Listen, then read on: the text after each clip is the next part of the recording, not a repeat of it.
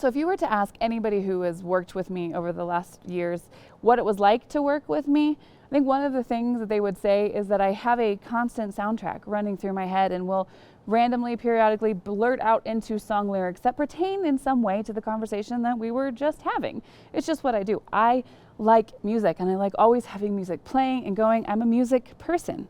So naturally, coming in here on a Sunday morning and worshiping is a great way for me to worship, because I'm a music person and I love worshiping through song and through music. And I love coming in here. I love the loud instruments. I love the sound. I love the song. I love the lights. I love it all. I get caught up in the experience of worshiping here because I'm a music person.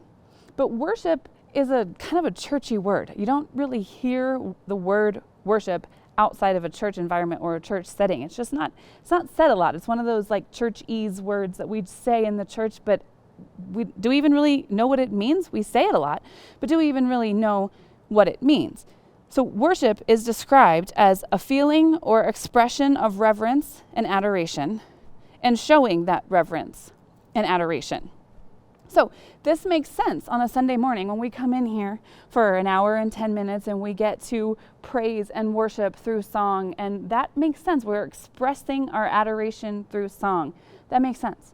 But what about Monday through Saturday? What about the other days of the week? Is there more to it? Is there more to our worship, or does it just end when we leave this building? Romans 12:1 says, I appeal to you, therefore, by the mercies of God, to present your bodies as a living sacrifice, holy and acceptable to God. This is your spiritual worship. My life, my body presented as a living sacrifice. That is my worship. So me, who I am, my relationships, my choices, my actions, the things that I do and that I say presented to God, this is my spiritual worship. This is my act of worship. So here at church on Sunday morning is just the beginning of what our worship should look like. It is a daily expression of my life as a living sacrifice to Him, for Him, not for me, not for my own kingdoms or for my own efforts, but to Him and for Him. So then the question has to be asked, what are we worshiping? On Monday through Saturday, the rest of the days of the week, when we are not in this building or we are not actively engaged in a worship service or a worship environment, what are we worshiping? Who are we worshiping? We have to ask ourselves this question, because it has to be more than just an hour and 10 minutes once a week. It's our lives every day. My life is a living sacrifice. So what are we worshiping? How do we know what we're worshiping? I would challenge you to this, that what gets your attention, what you are spending your time on, what gets your focus, what you are dedicated to in your life is going to be what leads to inspiring you, and it will be what is inspiring to you.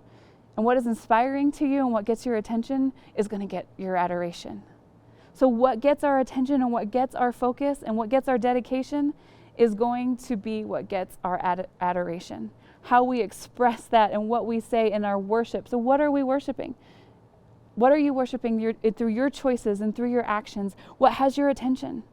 It's not necessarily all bad things, but we have to draw that attention and we have to draw that focus from what's right here in front of us to the sustainer of all things behind us.